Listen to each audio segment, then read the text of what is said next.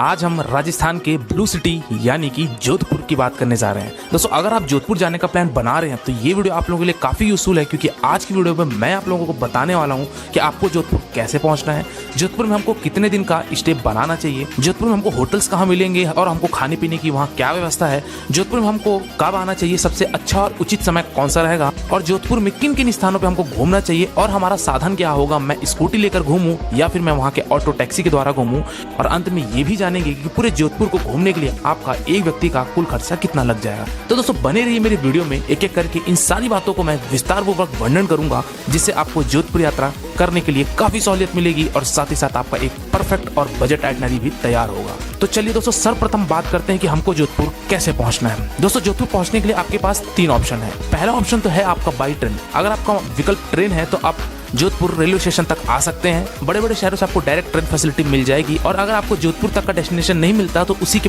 पास एक और बड़ा रेलवे स्टेशन है जिसका नाम है भगत की कोठी। तो आप देख लीजिए कि आपके शहर से भगत की कोठी तक के लिए ट्रेन है या फिर आपको जोधपुर तक के लिए ट्रेन अवेलेबल है। दूसरे ऑप्शन की अगर मैं बात करूं दोस्तों तो वो है आपका फ्लाइट से। अगर आप फ्लाइट से आना चाहते हैं तो जोधपुर में ही डोमेस्टिक एयरपोर्ट है, तो आप अपने शहर से जोधपुर तक डायरेक्ट फ्लाइट के माध्यम से भी पहुंच सकते हैं। और लास्ट ऑप्शन की अगर मैं बात करूं वो है आपका बस का। दोस्तों आपको बस फैसिलिटी, बस कनेक्टिविटी हर जगह से, हर शहर से आपको मिल जाएगी, चाहे वो इंटर स्टेट हो चाहे वो विद इन स्टेट हो। तो दोस्तों आपको वहाँ पे बस भी 2 प्रकार की मिलेगी, एक तो मिलेगी गवर्नमेंट बस और एक तो मिलेगी आपको प्राइवेट बस। तो आप देख लीजिए कि आपका क्या बजट है और आपकी क्या फैसिलिटी है, उस हिसाब से आप बस के माध्यम से भी जोधपुर शहर पहुंच सकते हैं। आपको ज्यादा दिक्कत नहीं होगी क्योंकि रोड भी टॉप एंड टॉप बनी हुई है। चलिए दोस्तों हम जोधपुर पहुंच चुके हैं और सबसे बड़ा प्रश्न ये आता है कि हमको जोधपुर में किस स्थान पर स्टे करना चाहिए। दोस्तों वहाँ पे रेलवे स्टेशन से 1.5 किलोमीटर की दूरी पे एक है आपका घंटा घर, जिसको क्लॉक टावर भी कहा जाता है।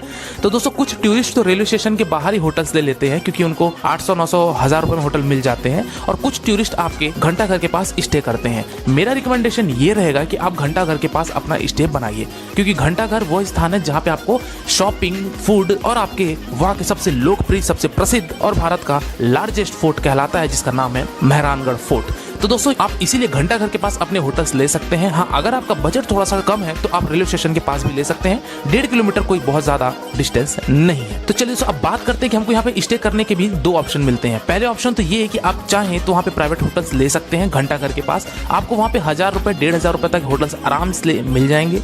दूसरे ऑप्शन की अगर मैं बात करूँ स्टे करने की, वो है आपका हवेली, यानी कि एक आप हवेली मिल जाएगी। वो हवेली आपकी बहुत प्राचीन काल की हवेली रहेगी, वहाँ पे आप स्टे कर सकते हैं। उसका कॉस्ट थोड़ा सा ज्यादा होता है, 2500, 3000 रुपए होता है एक दिन का। तो अगर आप उसमें इंटरेस्ट रखते हैं हवेली में रुकना, तो आप हवेली में भी रुक सकते हैं अगर आपका बजट बढ़िया है तो। चलिए दोस्तों इसी के साथ साथ बात कर लेते हैं कि हमको जोधपुर में खाने पीने की क्या व्यवस्था है और हमको कहाँ पे इसकी उपलब्धता मिलेगी। दोस्तों जैसा कि मैंने आपको बताया कि जो क्लॉक टावर है यानी कि जो घंटा घर है, उसी के आसपास आपको शॉपिंग करने की, फूड करने की, वहाँ पे स्ट्रीट फूड, हर प्रकार के आपको चीजें वहाँ पे अवेलेबल है। तो आप चाहें तो घंटा घर के पास अपने भोजन कर सकते हैं। अगर आप होटल में ही अपने खाने मंगवा रहे हैं वेल एंड गुड, अदरवाइज आप वहाँ पे अपने खाने खा सकते हैं। भोजन करने में आपको किसी भी तरीके की कोई दिक्कत नहीं होगी, क्योंकि वहाँ पे local food, north Indian food, south Indian food, सभी प्रकार के फूड वहाँ पे अवेलेबल इजिली हो जाते हैं। कॉस्ट भी नॉर्मल होते हैं, बहुत ज्यादा हाई फाई कॉस्ट नहीं होता है। चलिए दोस्तों तो ये तो हमारे रुकने का और खाने पीने की व्यवस्था। बात करते हैं दोस्तों कि अब हमको जोधपुर में कितने दिन का स्टे बनाना चाहिए और हमको जोधपुर वास्तव में आना कब चाहिए। दोस्तों जैसा कि आपको पता है राजस्थान में पूरी ही जगह गर्मी बहुत ज्यादा पैमाने पर पड़ती है, तो जो सबसे बेस्ट समय है जोधपुर आपको आने के लिए वो है आपका नवंबर से लेकर फरवरी तक। ये 4 महीने ऐसे हैं कि यहाँ का वेदर आपको बहुत ही मस्त लगेगा और साथ ही साथ आपको पूरे जोधपुर को एक्सप्लोर करने में भी एक अलग ही अनुभव प्रदान होगा। तो दोस्तों नवंबर से लेकर फरवरी तक के बीच में आ सकते हैं। और बात करते हैं दोस्तों कि हमको जोधपुर में कितने दिन का स्टे बनाना चाहिए। तो दोस्तों 2 दिन आपके लिए सफिशिएंट है पूरे जोधपुर को एक्सप्लोर करने के लिए। पहले दिन आप वहाँ के लोकल साइट सीइंग कर लीजिए, यानी कि जो भी आपके वॉकिंग डिस्टेंस पे है, 1 किलोमीटर के दायरे पे बहुत सारी चीजें घूमने लायक है। तो डे 1 पे आप उस दिन वो घूम लीजिए। डे 2 पे आपको जो थोड़ी दूर पर कुछ चीजें हैं उसको आप एक्सप्लोर कर लीजिए, और डे 2 पे ही आप अपने शाम को रवानगी ले सकते हैं। कुल मिलाकर ये कह देना चाहिए कि जोधपुर में 2 दिन से अत्यधिक बिताने का आवश्यकता बिल्कुल नहीं है, क्योंकि 2 दिन में आप जोधपुर को भली भांति एक्सप्लोर कर लेंगे। चलिए तो बात करते हैं कि अब हमको कौन कौन से स्थान पर विजिट करना है जोधपुर में, और हमारा इन सारी जगहों को घूमने के लिए हमारा साधन क्या होगा। सबसे पहले हम बात करते हैं दोस्तों मेहरानगढ़ फोर्ट। दोस्तों राजस्थान का ही नहीं बल्कि ये भारत का सबसे लार्जेस्ट फोर्ट कहलाता है, जिसका नाम है मेहरानगढ़ फोर्ट। दोस्तों मेहरानगढ़ फोर्ट में आप जाकर कुछ समय व्यतीत कर सकते हैं, 2 घंटे आपको कम से कम लगेंगे। अब बात करते हैं कि इस फोर्ट के अंदर हमको क्या क्या चीजें घूमने को और देखने को मिलेगी। दोस्तों इस मेहरानगढ़ फोर्ट में कुल 7 प्रवेश द्वार हैं, और इस फोर्ट के अंदर आपको अनेक महल देखने को मिलेंगे, जिसमें सबसे लोकप्रिय महल है, जो लोकप्रिय पैलेस है, वो है आपका शीश महल, मोती महल और फूल महल। इनकी नक्काशियां, इनके पत्थर के ऊपर जो वास्तुकला है वो बहुत ही शानदार है। तो एक बार यहाँ से आकर आप जरूर समय व्यतीत करिएगा। आपको किले के अंदर और भी बहुत अच्छे अच्छे प्राचीन सौंदर्य देखने को मिलेंगे जो कि फोटोशूट के पर्पज से बहुत ही शानदार है। बात करते हैं दोस्तों फोटोशूट में आपको क्या कैमरे अलाउ हैं। तो दोस्तों अगर आप DSLR लेके जाते हैं तो आपको 100 रुपए पे करना पड़ेगा, तब जाके आपको फोटोग्राफी करने मिलेगी। तो अगर आपके पास DSLR है दोस्तों तो आप जरूर फोटोशूट करिएगा, क्योंकि मेहरानगढ़ फोर्ट बहुत ही शानदार एक किला है जिसके अंदर आपको ढेर सारी चीजें देखने को मिलेंगी। दोस्तों इस फोर्ट के अंदर आपको एक म्यूजियम भी मिलेगा जो कि बहुत बड़ा संग्रहालय है। यहाँ पे आपको वहाँ के प्राचीन विपन्स, कॉस्ट्यूम्स, राजाओं का रथ और वहाँ पे अनेक सारी पेंटिंग्स आपको देखने को मिलेंगी जो कि राजाओं के जमाने पे इन सारी चीजों का उपयोग किया जाता था। दोस्तों मेहरानगढ़ फोर्ट के अंदर अगर आप चाहें तो शॉपिंग भी कर सकते हैं, चाहे आप राजस्थानी शॉपिंग करिए, चाहे आप अपने कुछ हैंडलूम्स, हैंडक्राफ्ट्स ये सारी चीजें लेना चाहते हैं तो आप शॉपिंग के भी आपको ढेर सारे शॉप्स देखने को मिल जाएंगे और कॉस्ट भी बहुत ही सही होता है। दोस्तों मेहरानगढ़ फोर्ट के ऊपर यानी कि जो रूफ में अगर आप जाते हैं तो वहाँ पे सनसेट का जो नजारा है वो बेहद शानदार हो जाता है। तो अगर आपको सनसेट में फोटोशूट करवाना है मेहरानगढ़ फोर्ट पर तो आप इवनिंग के समय पे 5 से 6 बजे के बीच में अवश्य जाइएगा और वहाँ पे भी दृश्य देखिएगा। दोस्तों इस मेहरानगढ़ फोर्ट के ऊपर से आपको पूरे जोधपुर शहर एक नीला नीला नजर आएगा, इसीलिए इसका कहा जाता है ब्लू सिटी। तो दोस्तों यहाँ पे रहिए, कुछ समय यहाँ व्यतीत करिए और आप प्रस्थान कीजिए अगले स्थान की तरफ जो कि है आपका चामुंडी देवी मंदिर। दोस्तों मेहरानगढ़ फोर्ट से ही कुछ दूरी पर आपका बना हुआ है चंडी माता का मंदिर, तो वहाँ भी आप जाइए, वहाँ पे भी आप कुछ समय व्यतीत कीजिए, मत्थे टेकिए, दर्शन कीजिए और आप प्रस्थान कीजिए अगले स्थान की तरफ जो कि है आपका जसवंतथाड़ा। दोस्तों जसवंतथाड़ा जैसा कि कहा जाता है ताजमहल ऑफ मेवाड़, यहाँ पे व्हाइट मार्बल से इस जसवंतथाड़ा को बनाया गया है जो कि बहुत ही सुंदर दिखता है फोटोशूट के पर्पज से। और अगर आप शांत भरे मन से घूमना चाहते हैं तो जसवंतथाड़ा आपके लिए बहुत ही अच्छी जगह है, एक बार यहाँ आप जरूर जाइएगा। यहाँ का एंट्री फीस दोस्तों 50 रुपए लगता है और आपको इसके अंदर बहुत ही सुंदर यहाँ की वास्तुकला, मेवाड़ लोगों के जमाने के यहाँ पे कुछ चीजें आपको देखने को मिलेंगी। तो आप जसवंतथाड़ा में भी जाकर कुछ समय व्यतीत कीजिए और आप प्रस्थान कीजिए अगले स्थान की तरफ, वो है आपका जोधा डेजर्ट पार्क, जिसको राव जोधा डेजर्ट पार्क भी कहा जाता है। दोस्तों इसकी एंट्री फीस जो है वो 100 रुपए की है। ये एक प्रकार से पिकनिक स्पॉट है जो कि बहुत ही शानदार है। दोस्तों यहाँ पे एक गार्डन है जो कि आपको बहुत ही शानदार दृश्य देखने को मिलेगा, तो यहाँ पे आप कुछ समय व्यतीत कीजिए।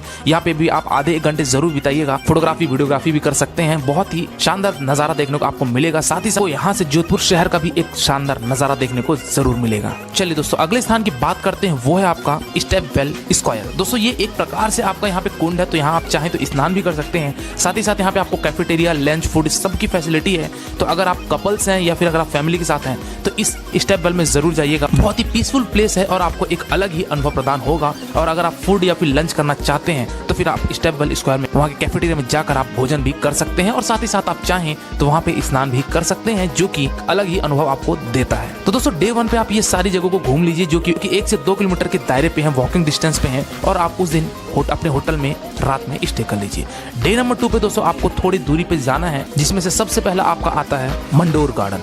दोस्तों मंडोर गार्डन, यहाँ पे आपको 30 करोड़ देवी देवताओं की मूर्ति देखने को मिलेंगी जो कि प्राचीन काल की मूर्ति है। तो यहाँ पे भी आप कुछ समय व्यतीत कीजिए, दर्शन कीजिए, यहाँ का दृश्य देखिए। मंडोर गार्डन घूमने के लिए आपको कम से कम 1 घंटा अवश्य लगेगा, तो यहाँ भी आप रहकर समय व्यतीत कीजिए और आप प्रस्थान कीजिए अगले स्थान की तरफ जो कि है आपका बलसमंद लेक। दोस्तों बलसमंद लेक एक प्रकार से पिकनिक स्पॉट्स है, चाहे अगर आप हनीमून कपल्स हैं, चाहे आप बैचलर्स हैं, चाहे आप फैमिली हैं, सभी के लिए ये पिकनिक स्पॉट बहुत ही शानदार है। यहाँ की ब्यूटी, यहाँ की नेचर और यहाँ के प्राकृतिक सौंदर्य काफी ज्यादा लुभाते हैं टूरिस्ट को। तो यहाँ भी आप जाकर कुछ समय आप यहाँ भी स्पेंड कीजिए और आप मूव करिए अगले स्थान की तरफ जो कि है आपका उमैद भवन पैलेस। दोस्तों उमैद भवन पैलेस जिसकी एंट्री फीस आपको 50 रुपए लगेगी। यहाँ पे आपको म्यूजियम देखने को मिलेगा और यहाँ पे आपको कुछ रूम्स भी देखने को मिलेंगे, तो अगर आप वहाँ स्टे करना चाहते हैं तो आप स्टे भी कर सकते हैं। साथ ही साथ आपको जोधपुर की ऐतिहासिक तथा पौराणिक कथाएं भी यहाँ जानने को मिलेगी। तो आप उमैद भवन एक बार जरूर जाइएगा, काफी बड़ा और काफी सुंदर ये उमैद भवन पैलेस है, तो यहाँ भी आप कुछ समय रहकर जरूर व्यतीत करिएगा। चलिए दोस्तों अगले स्थान की बात करते हैं जो कि बहुत ही महत्वपूर्ण है और मेरे हिसाब से सभी टूरिस्ट को एक बार इसका अनुभव लेना ही चाहिए, जिसका नाम है बिश्नोई विलेज।